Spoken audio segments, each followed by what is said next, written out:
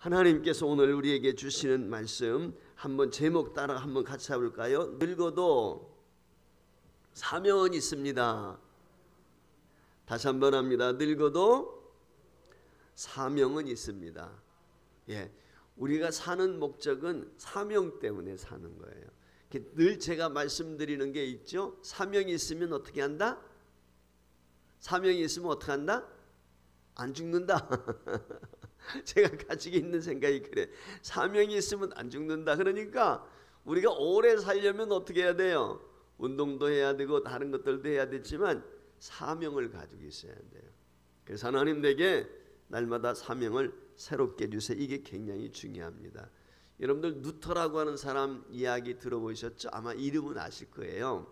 종교개혁을 일으켰던 유명한 독일의 원래는 신부였죠. 근데 이 루터라고 하는 분이 학생 시절에 옛날에는 고학생들이 많았다고 그래요. 저도 중학교 졸업 후에 이렇게 가정교사 하면서 학교 생활을 했어요. 고등학교 때부터 가정교사 하면서 아이들 지도하고 초등학생들, 그래서 그 하숙집, 그러니까 가정교사 하는 집에 들어가서 먹고 자고 아이들 가르치면서 제가 서울 와가지고 생활하고 그랬던 기억이 지금도 생생한데, 옛날엔 다 그렇게 했어요. 고학도 하고 신문 배달도 하고 뭐 이렇게 하면서 옛날에는 했거든요. 지금들도 물론 알바하고 그렇게 하지만은. 그런데 이 루터라고 하는 사람이 살고 있던 그 중세 시대에는 이 학생들이 좀 잘 사는 집 앞에 가가지고 노래를 불러주는 거예요.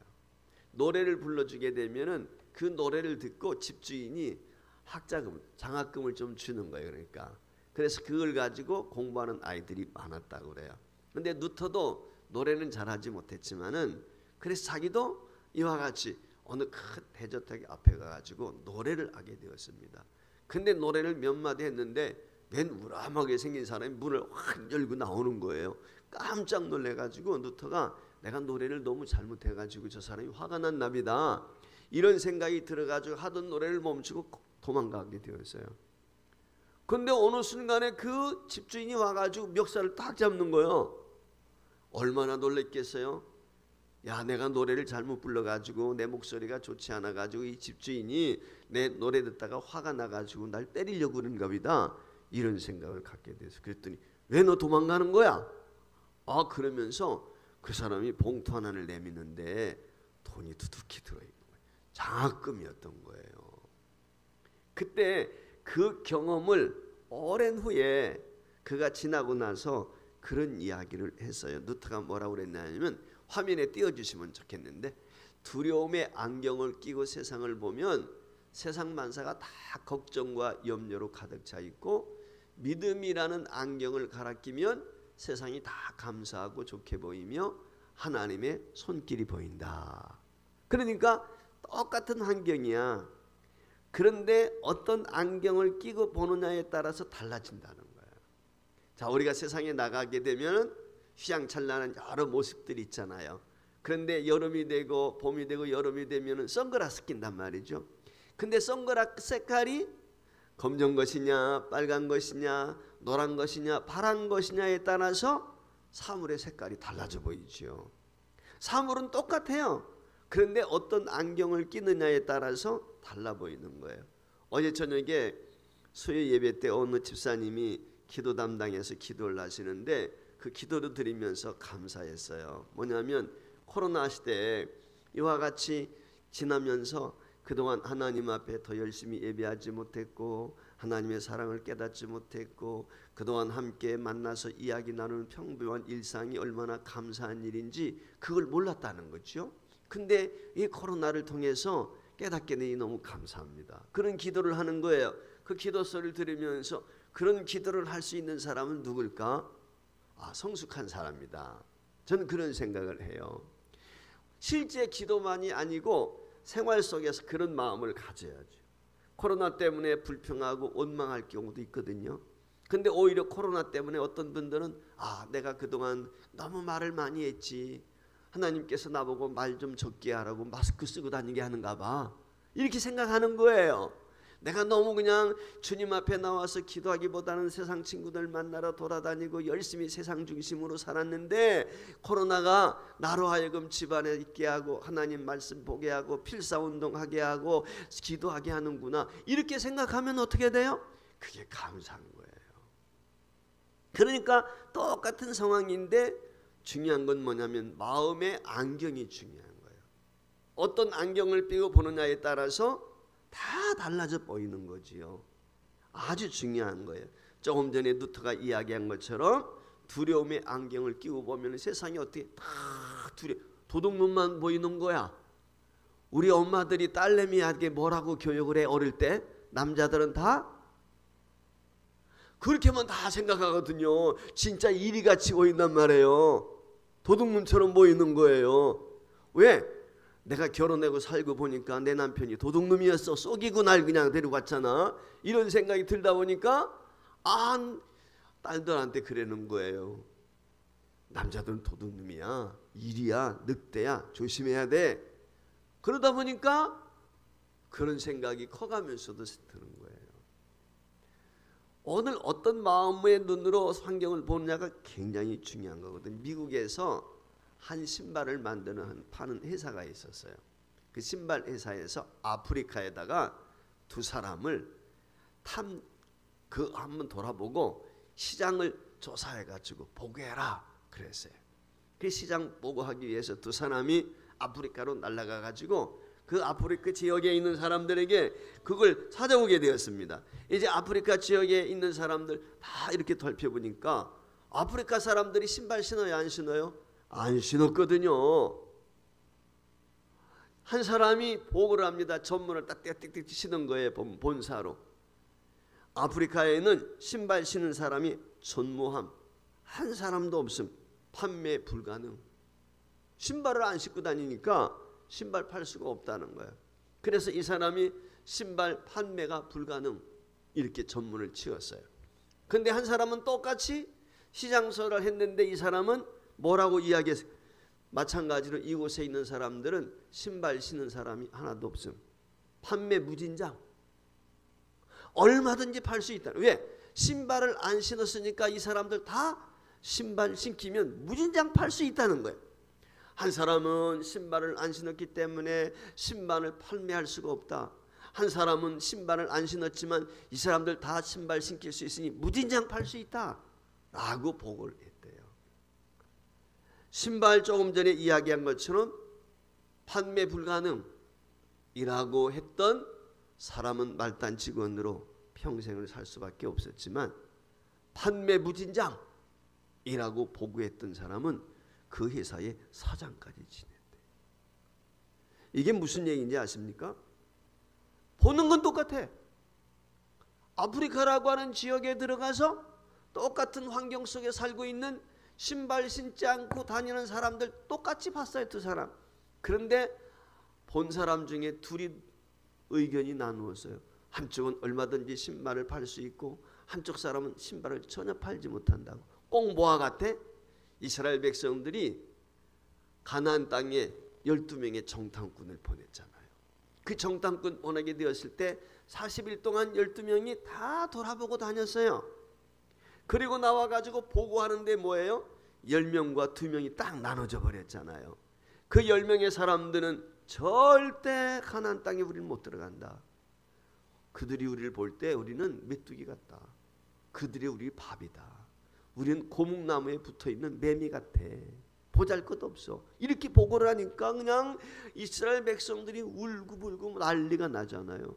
그런데 갈렙과 여호수아는 사람은 뭐라? 아니다. 그들은 우리의 밥이다. 오히려 반대로 얘기하는 거예요. 하나님이 허락하시면 우리는 그들이 우리의 밥이야. 하나님이 약속했다. 똑같은 걸 봤어요. 근데 한 사람은 현실 그대로 세상에 나타나 있는 그대로 한 사람은 본 것이고 한 사람은 믿음의 눈으로 보니까 보이는 것이 보고하는 것이 다른 거예요. 이 말의 의미는 뭐예요? 가치관의 차이란 말이죠. 가치관. 어떤 가치관을 가지고 있느냐 이게 중요해요. 옛날 어른들이 그런 얘기를 했어요. 사람은 마음먹기 달렸다. 마음 먹기 달렸다. 아마 여러분들도 어른들한테 그런 얘기 부모님들이나 할아버지 할머니한테 말씀 들으셨을 거예요. 힘들고 어려울 때 더닥 등 떨어지면서 마음 먹기 달린 거야. 너무 슬퍼하지 마. 너무 힘들지 마. 뭐 이러면서 위로해 받았을 거예요. 이 말을 성경대로 이야기하면 믿는 바대로 되는 거예요. 믿은 대로.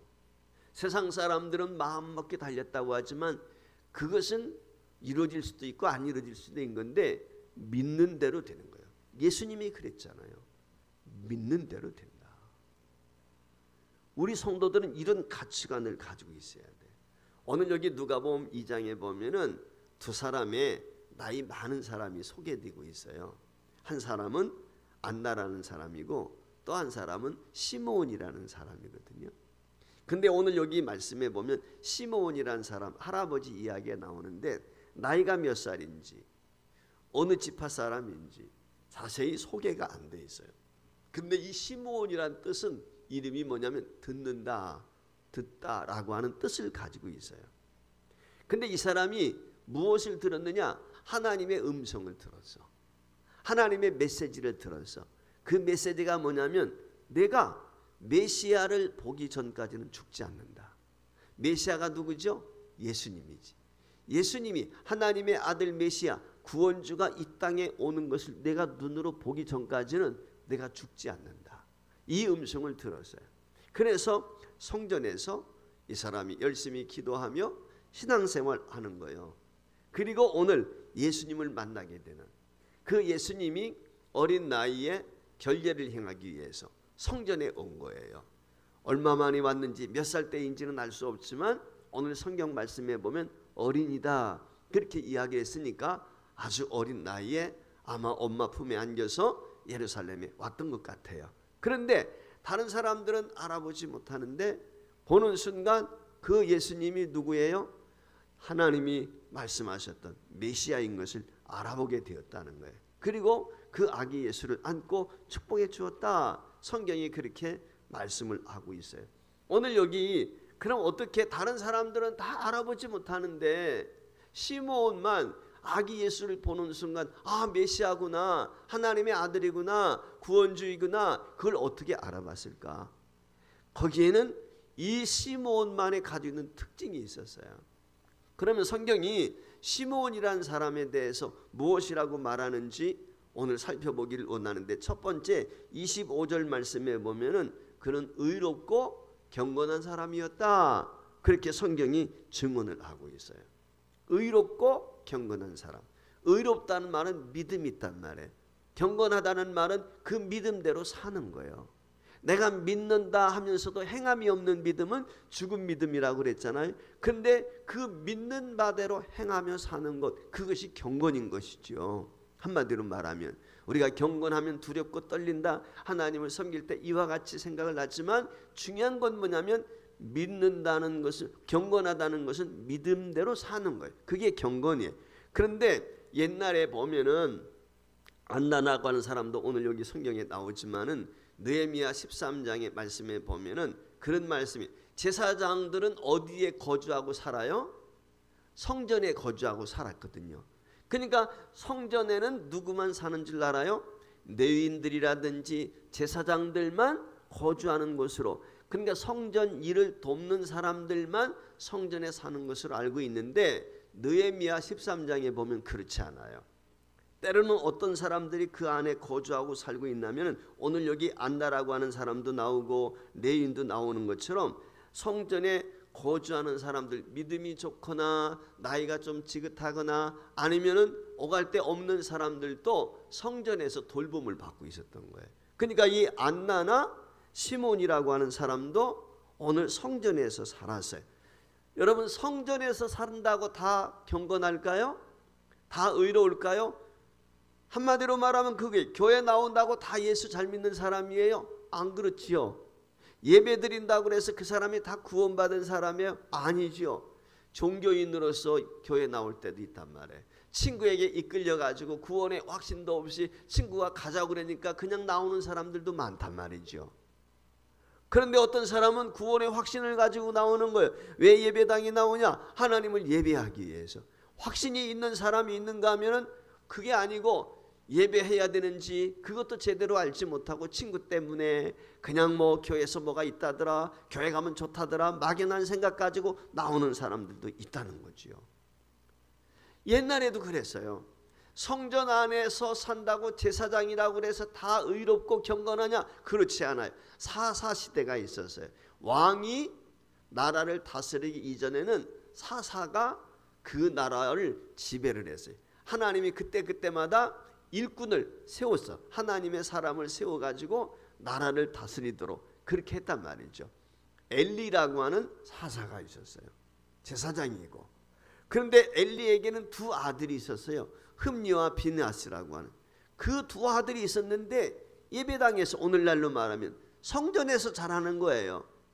아버지가 제사장이니까 그 아버지 수종 들면서 자신도 제사장 노릇하는 거예요. 아들들도.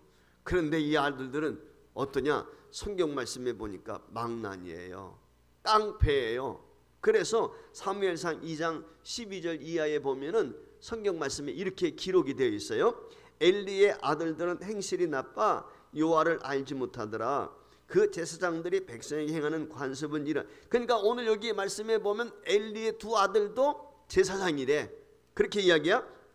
곧 어떤 사람이 제사를 드리고 그 고기를 삶을 때에 제사장의 사환이 손에 새 갈고리를 가지고 와서 그것으로 냄비에나 솥에나 큰 솥에나 가마에 찔러 넣어 갈고리에 걸려 나오는 것은 제사장이 자기 것으로 가지되 실로에서 그곳에 온 모든 이스라엘 사람에게 이같이 할 뿐 아니라 이게 하나님 앞에 드려야 될 고기인데 제물인데 그걸 고기 삶는 데 가지고 갈고리가 쿡쿡 찔러 가지고 걸려 나오잖아. 그러면 그것을 제가 가져가는 거야. 한마디로 말하면 하나님 앞에 드려야 될 것을 자기가 가져간다 그 말이야. 기름을 그곳에 온 이스라엘 사람들에게 이같이 할 뿐 아니라 기름을 태우기 전에도 하나님 앞에 화제를 올려드리는 거거든. 소목제를 올려드리고 소제를 제사를 드리는 건데 그거 하기 전에 제사장의 사환이 와서 제사 드리는 사람에게 이르기를 제사장의 구워드릴 고기를 내라. 그가 내게 삶은 고기를 원하지 아니하고 날 것을 원하신다 하다가 이게 말은 무슨 얘기냐면 아버지 핑계 대는 거야. 아버지는 날 것을 좋아하신다. 무슨 나이 드신 분이 날 것을 좋아하겠어. 자기들이 챙기는 거야. 그러면서 하는 말이 그 사람이 이르기를 반드시 먼저 기름을 태운 후에 내 마음에 원하는 대로 가지라 하면 그가 말하기를 아니라 지금 내게 내라. 그렇지 않으면 내가 억지로 빼앗으라 했으니 이 소년들의 죄가 여호와 앞에 심히 크면 그들이 여호와의 제사를 멸시함이었더라. 즉 지금 하나님 앞에 고기 삶는 것 자체도 예배야. 예배. 오늘 우리가 하나님 앞에 나와 봉사하고 헌신하고 수고하는 것 모든 것 자체가 예배야. 자, 지금 주방에서 음식 준비하고 있거든요.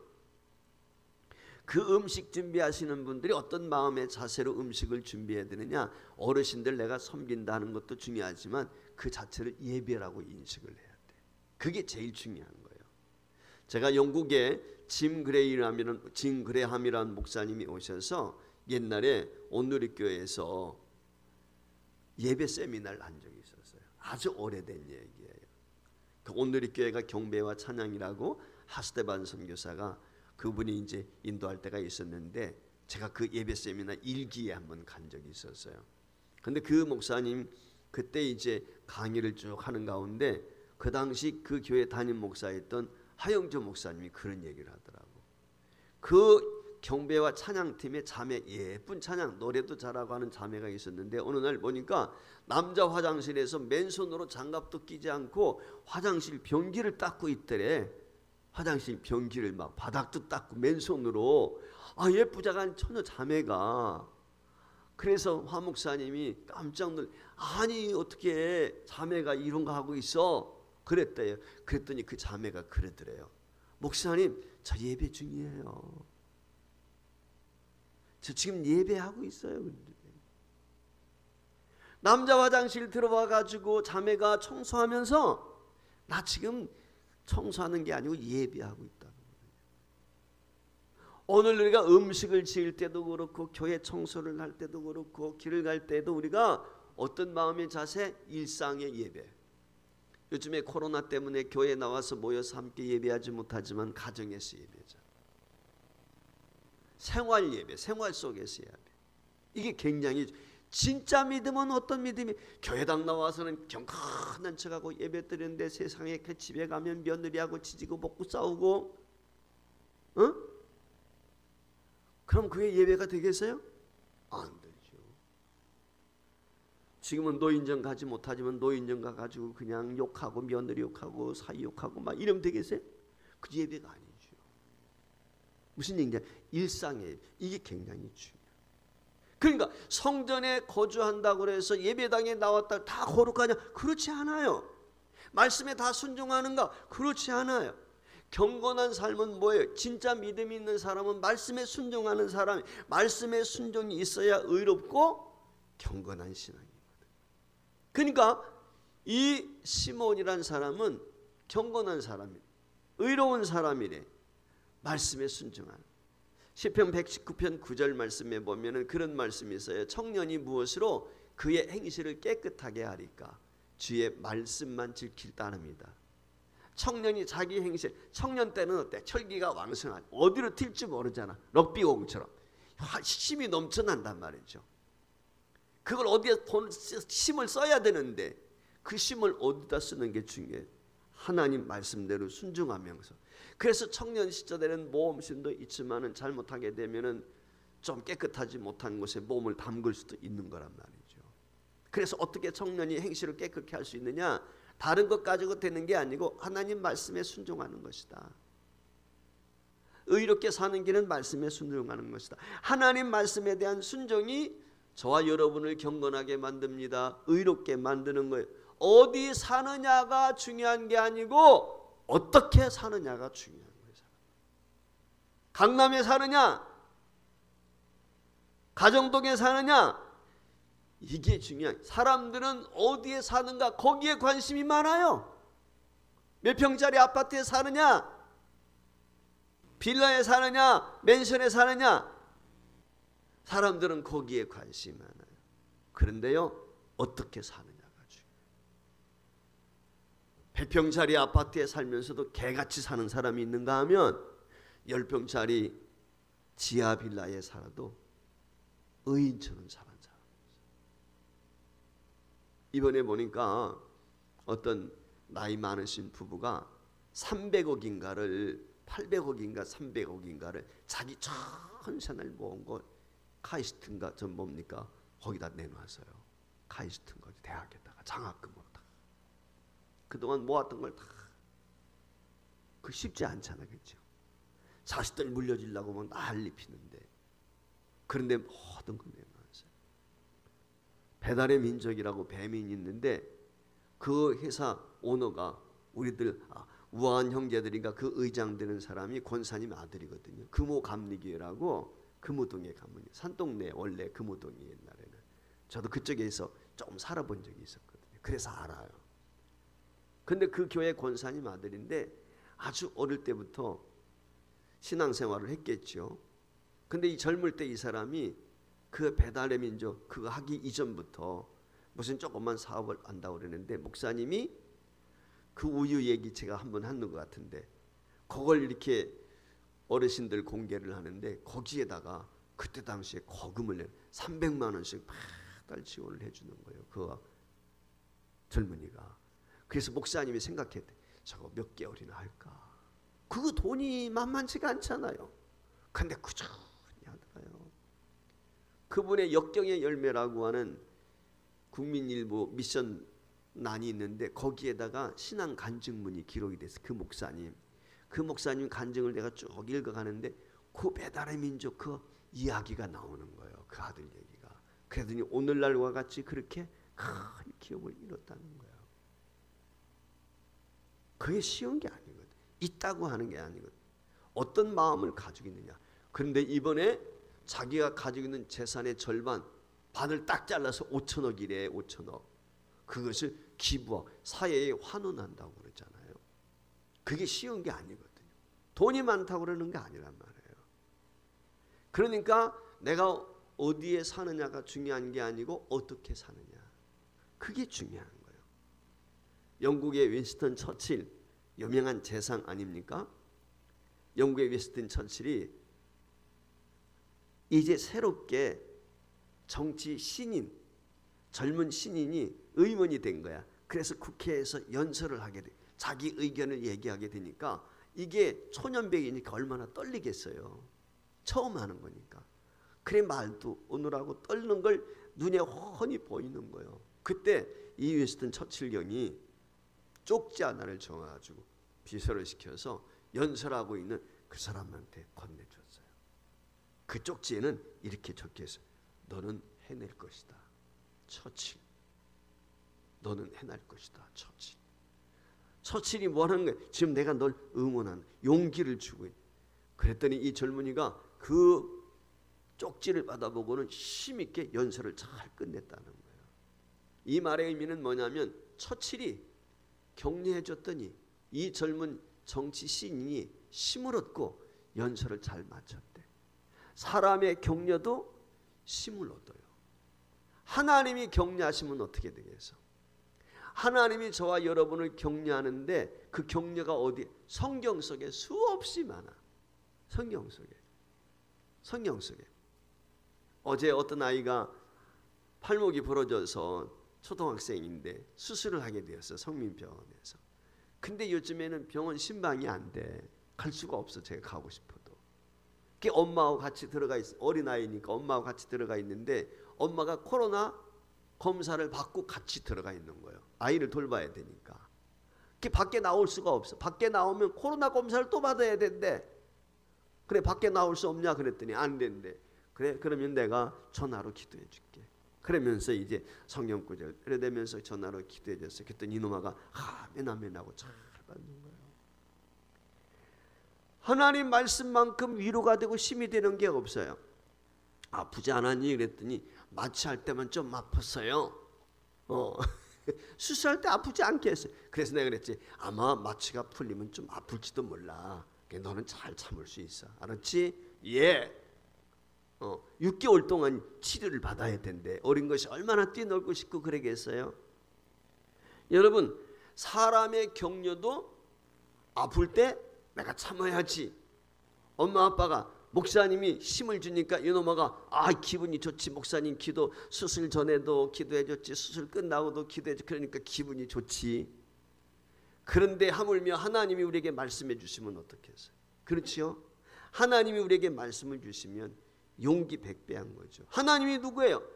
사람의 격려는 한계가 있지만 우리 하나님은 천지를 창조하신 전지전능하신 분이란 말이죠. 못하실 것이요. 그분이 우리와 함께 하겠다고 말씀을 하니까 그분이 격려해 주시면 저와 여러분이 의롭게 살 수 있어요. 경건하게 살 수 있는, 우리 눈이 열려서 나와 함께 하시는 주님을 바라보고 우리 귀가 열려서 주님이 내게 말씀하시는 그 음성을 들을 수 있다면, 그리고 그 말씀을 지키기만 하면 어떨까요? 우리의 인생이 복이 있다. 우리 인생이 복이 있다. 의롭고 경건해서 하나님 앞에 드려지는 놀라운 축복의 사람이 될 수 있어요. 우리 남은 생에 지금까지 내가 어떻게 살아왔든지 간에 오늘 이후로는 정말 의롭고 경건하게 더 살자. 오늘 이 다짐을 우리 보혜복교회 성도들이 마음에 새겼으면 좋겠습니다. 왜? 시몬이라는 사람이 그런 사람이었어요. 그래서 말씀에 순복해서 거룩하게 살고 의롭고 경건하게 살다 보니까 하나님을 드러내는 거예요. 이런 사람이 나를 통해서 하나님이 드러나도록 하는 거, 이게 참 너무 중요하다. 우리 보혜복교회 성도들을 통해서 하나님의 살아계심을 세상 앞에 드러낼 수 있기를 주의 이름으로 축복합니다. 두 번째, 시므온이라는 사람은 어떤 사람? 성령 받은 사람이에요. 내가 믿음으로 살고 의롭게 사는 위해서는 성령을 경험해야 돼. 성령 받지 않으면 예수님을 나의 주, 나의 하나님으로 고백할 수가 없어. 여러분, 예수님이 여러분의 주님이 되십니까? 여러분의 구주가 되십니까? 예수님이 하나님 되심을 믿습니까? 할렐루야. 그럼 여러분들이 뭐예요? 내가 성령 받은 사람. 의심하지 말. 나는 성령 받은 사람이야 라고 하는 이런 마음 확신 가져야 돼. 자, 지난주에 우리가 사도행전 1장에서 4절까지 있는 말씀을 통해서 그 성령 강림 사건에 대한 것을 오순절 사건이라고 하는 제목을 가지고 말씀을 드렸어요. 생각나시는지 모르겠어요. 그 120명이 마가의 다락방에 모이게 되었을 때 성령이 임하는데 어떻게 임했다? 첫째, 바람같이 불같이 임했다 성경이 그렇게 제가 지난주에 설명을 드렸잖아요. 신약교회만 성령이 임하고 바람같이 불같은 성령님이 임했던 게 아니라 구약성경에도 성령이 똑같이 역사했어요. 특별히 구약성경에는 그 시대 그때 그 사람에게 하나님이 필요할 때마다 성령을 부어주셨단 말이죠. 즉 성령을 받았다는 말은 하나님의 신의 감동을 입은 거예요. 하나님이 감동을 주신, 사울이라는 왕도 그랬고 다윗도 그랬고 다들 선지자들도 하나님의 신의 감동이 될 때 하나님의 사람이 되는 것이죠. 오순절 성령 강림 이전에도 성령님은 태초부터 영원전부터 하나님과 함께 활동하셔서 같이 계셨던 분이시란 말이죠. 그 중에 한 사람이 오늘 누구냐? 시몬이라는 사람. 자, 예수님 오시기 전 시몬, 이제 예수님 막 아기로 태어났단 말이에요. 그러니까 마가의 다락방은 30년 후에나 일어서지는 거야. 그러니까 그 예수님 약속하신 성령의 마가의 다락방 경험하기 30년 전에 이 시몬이란 사람은 성령의 감동하심을 받아, 즉 성령을 받아서 하나님의 말씀을 깨닫고 아기 예수를 만나게 되는 거죠. 그러니까 오늘 시몬이 어떤 사람이야? 성령 충만한 사람이다. 성령이 임하게 되면 특징이 있어요. 세 가지 특징이 나타납니다. 첫 번째 뭐냐? 사람이 바뀌어요. 사람이 변하는 거예요. 죄인이 의인이 되잖아. 신분이 바뀌잖아. 마귀의 자식이 하나님의 자식이 되잖아. 이게 엄청난 거죠. 사람이 바뀌는 거예요. 마음이 바뀌어요. 여러분, 사람이 바뀌기 위해서는 제일 중요한 게 뭐냐면 마음이 바뀌어야 돼요. 마음이 바뀌면 어떻습니까? 사람이라는 건 마음이 어디로 드러나요? 그 사람 마음이 어디에 드러나죠? 그 사람, 이게 자꾸 전화가 오나? 아이고 죄송합니다. 그 전화 어디로 오죠? 마음이 어디에, 그 사람이 좋은 마음인지 아닌지는 어디서 알 수 있어? 우리가 어떻게 알 수 있죠? 그렇죠. 얼굴의 표정에 나타나. 저 사람이 기쁜 마음인지 슬픈 마음인지 행복한 마음인지 즐거운 마음인지는 얼굴 표정을 보면 알 수가 있어요. 그래서 마음이 바뀌면 얼굴도 바뀌게 돼 있어요. 얼굴도. 마음이 바뀌면 뭐가 바뀐다? 얼굴이 바뀌는. 얼굴만 바뀌는 게 아니라 말도 바뀌어요. 말도. 사람이 말과 얼굴 표정이 같이 갈 때가 많죠. 어지간해서는.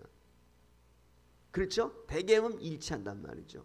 정말 연기를 잘하는 사람이 아니라면 무슨 얘기인지 알겠죠? 화날 때는 화난 얼굴 표정을 짓고 말을 할 수밖에 없잖아. 그러니까 사람이 예수를 믿고 성령 받고 변화를 받게 되면 말이 바뀌고 마음도 바뀌고 얼굴 표정도 바뀐다. 여러분들은 어떠신 것 같아요? 예수 믿기 전과 또 예수를 믿으면서도 내가 말씀에 성령에 충만한 지금의 모습을 보면서 야, 내 얼굴 표정이 어쩌지? 내 생각은 어떻지? 내 말투는 어떤가? 이거 한번 우리 스스로가 돌아봤으면 좋겠어요. 성령 받은 증거에 대해서 이거다 저거다 여러 가지 이야기를 할 수 있겠지만은 고린도후서 5장 17절 말씀에 보면은 성경이 이렇게 이야기. 그런즉 누구든지 그리스도 안에 있으면 새로운 피조물이라. 이전 것은 지나갔으니 보라 새 것이 되었다. 이 말은 옛사람이 죽고 새 사람이 되었다는 거예요. 이게 거듭난 사람이에요. 성령 받으면. 그래서 바뀌게 되어 있는 것이죠. 개과천선이란 말이 있죠. 세상살 그거하고는 전혀 달라. 개과천선이라고 하는 것은 또 돌아갈 수도 있지만 새롭게 거듭나는 것은 완전히 출생을 하는 거기 때문에 전혀 새로워지는 거예요. 그래서 바울이라는 사람이 예수 믿는 사람들 감옥에 보내고 죽이는데 앞장서는 사람인데 예수님을 만나게 되니까 어떻게 됐어요? 예수님 전하는 거예요. 베드로도 마찬가지. 성령 받으니까 바뀌었어요. 그러니까 믿는 사람들의 특징 중에 성령을 받으면 생각하는 것, 말하는 것, 행동하는 것, 얼굴 표정 이런 것들이 바뀌게 돼. 예수 믿기 전엔 유행가 좋아했습니다. 근데 예수 믿고 성령 충만하니까 찬송 부르는 것을 좋아합니다.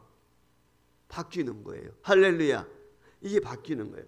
제가 신학교를 갔을 때 맨 처음 학부과정 1학년 때 과제를 안 해줬는데 책을 한 권 소개를 해줬어요. 목사님이, 교수님이 한 권 해줬는데 이 리차드 렘브란트라고 하는 루마니아의 목사님의 그 이야기예요. 간증 이야기예요.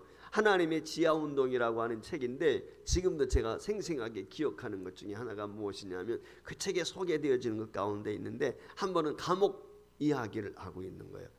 이 누마니아가 공산 치하에 있을 때 복음 전하다가 감옥에 갔습니다. 예수 믿는다는 이유로 한 30여 명의 크리스찬들과 함께 감옥에 갇혀 있는데 감옥 속이 캄캄할 거 아니겠어요. 지금처럼 좋은 감옥도 아니고 옛날이니까 공산주의 시대니까 동구권이 그때인데 감옥 문이 덜컥 열리면서 한 사람이 냅다 내팽개치면서 자기들 갇혀 있는 곳에 한 사람이 들어왔어요.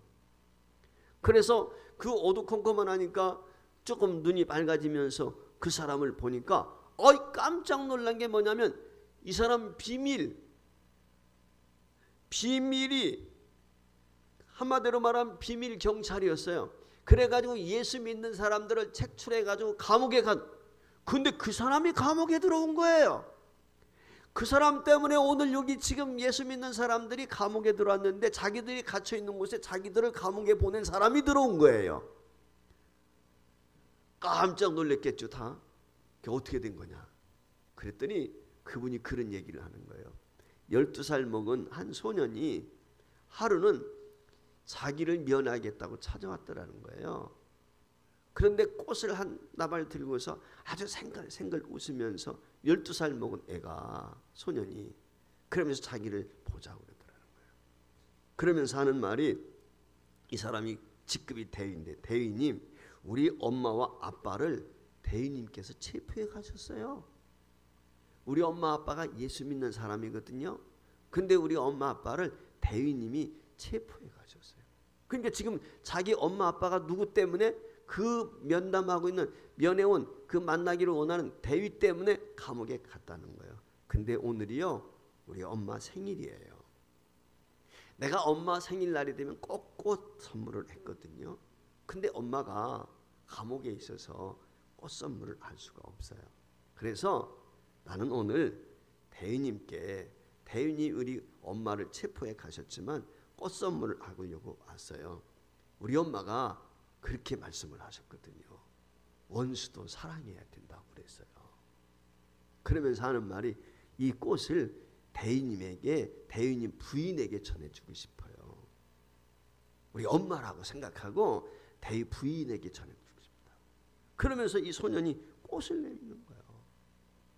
아무리 철면피 같은 인간이지만 이 소년 아이의 이야기를 듣는 순간 하나님이 감동시키신 거예요.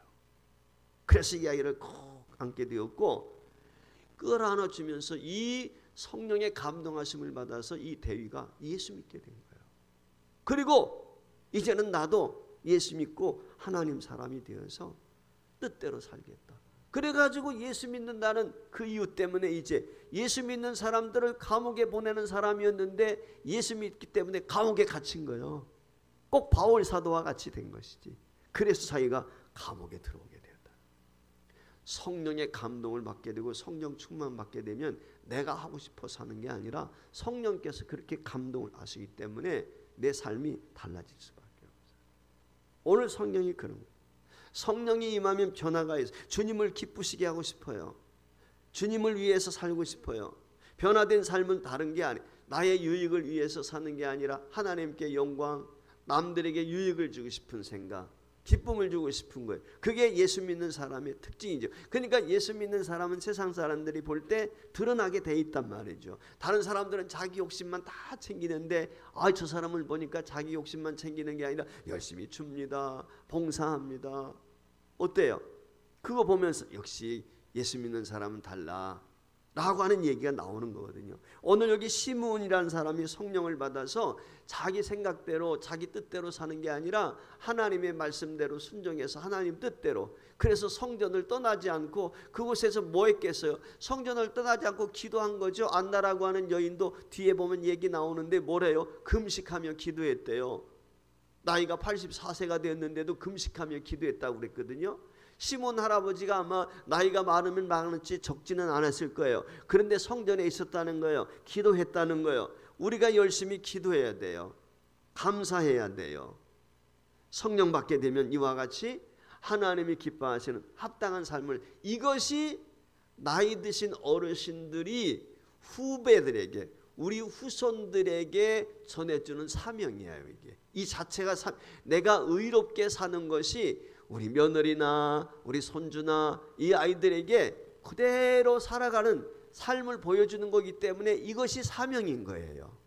얼마나 중요한지 몰라요.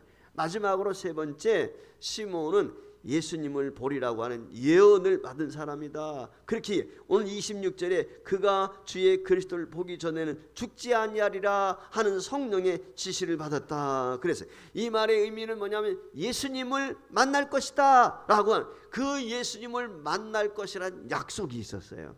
그래서 시몬은 아마 나이가 많고, 그렇지 않습니까? 나이가 많아지면 어때요? 활동하는 것도 그렇고 힘든 것도 많이 있었겠지만은 이 시몬 할아버지는 그런 생각, 나는 죽지 않아. 조금 전에 제가 말씀을 할 때 사명자는 안 죽는다고 그랬죠? 죽지 않아. 왜? 예수님 만나야 돼. 예수님만. 그게 마음에 새기고 있는 거예요. 그래서 예수님이, 아기 예수님이 엄마와 아빠와 함께 예배당에 왔어요. 성전에 왔어요. 다른 사람들은 알아봐요? 몰라봐요? 몰라봐요. 근데 예수님을 알아봐요. 누가? 시몬이. 하나님의 약속을 받고 성령을 받았기 때문에. 오늘 우리도 마찬가지예요. 많은 사람들이 아기 예수님을 알아보는 사람이 있고 아기 예수를 몰라보는 거예요. 지금도 마찬가지로 예수님이 구원자인 것을 알아보고 믿는 사람이 있는가 하면은 예수님이 구원자인 것을 몰라요. 안 믿는 거예요. 그러니까 왜 예수를 안 믿어요? 예수님이 구원자인 것을 알면 예수를 믿을 수밖에 없죠. 근데 믿지 않는 사람들은 예수가 하나님의 아들 되심, 구원자이심을 믿지 못한단 말이죠. 알지 못하는 것. 알지 못하니까 안 믿는 거예요. 알아야 믿는 것이죠. 그렇지 않습니까? 우리가 일상을 살아가면서도 그렇지 않습니까? 어떤 물건을 살 때도 내가 알아야 사는 것이지 모르고 살 수는 없잖아. 이것이 어디에 쓰는 것인지, 뭐에 필요한 것인지 그걸 알 때, 필요성에 의해서 산다면 알 때 똑같은 거예요. 성령 받게 되면 알아요. 이게 하나님의 사람인지 아닌지, 구원받을 사람인지 아닌지, 구원받은 사람인지 아닌지 다 알아본 시몬이 오늘 그와 같이 했단 말이에요. 어떻게 시몬이 이와 같이 성령을 받고 예수님을 만나고 오늘 주어진 사명을 감당하는 나이 드신 어른이 되었을까? 제 생각에는 열심히 성전에서 기도했겠다. 그런 생각이 들어요. 제가 오늘 아침에 새벽기도 끝나고 나서 말씀을 묵상하면서 그런 생각이 들었어요. 제가 있는 사무실 옆방이 무슨 방이죠? 제 사무실 옆방이 무슨 방이죠? 시니어 방이 있죠. 시니어 방이 있어요. 제가 어떤 때는 사무실에서 종종 잠을 잘 때가 있거든요. 특별 새벽기도라든지 뭐 있고 이러면은 거기서 야, 시니어 방에 우리 시니어들이 와서 있으면 얼마나 좋을까. 그런 생각이 들어요. 어르신들이 새벽기도에 좀 많이 나왔으면 좋겠는데, 집에서 어차피 혼자 집에서 주무시는 거, 그거보다는 거기 시니어실에 나오셔가지고 중보기도 있고 그러니까 방들이 있으니까 그곳에 오셔서 저녁 늦게 오시든지 오셔서 주무시고 새벽기도 하고 하시면 참 좋겠다. 이런 생각이 좀 많이. 왜냐하면 저는 어릴 때부터 그런 모습을 봤거든요. 교회에서 어르신들이 밤새워 기도하시고 권사님들이 기도하시고 목사님을 위해서, 교회를 위해서, 환자들을 위해, 그걸 저는 봤거든요.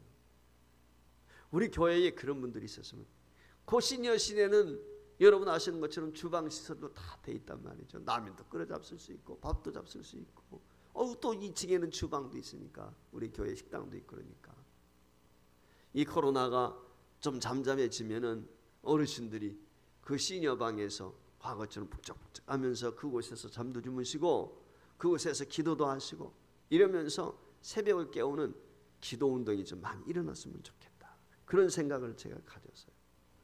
성전에서 기도하면 하고 다냐, 기도하기만 하면 다냐, 이런 생각이 들 수 있겠지만은 오늘 여기 본문에 나와 있는 시몬이라는 할아버지는 이스라엘의 위로를 기다리는 자다. 이스라엘의 위로를 기다린다는 말이 뭐겠어요? 이스라엘이 그때 당시에 로마의 속국이에요. 로마의 지배를 받고 있어요. 꼭 우리나라가 일제 36년 지배를 받는 것처럼 로마의 지배를 받고 있었어요. 여러분, 놀라운 것 중에 하나가 뭔지 아세요? 얼마 전에 3.1절 김이 독립운동 100몇 주 전인가가 지나갔지요? 3.1절 기념. 여러분, 3.1 운동 당시에 우리나라 기독교인은 아주 극소수였어요. 그런데 3.1 운동 33인 중에 16명이 크리스찬이에요. 33명 중에 절반이 크리스찬이란 말이죠. 여러분, 놀라운 사실 하나가 뭔지 아십니까? 여자들 가운데 독립만세 운동에 참여했던 사람들 가운데 80%가 크리스찬이에요. 80%가.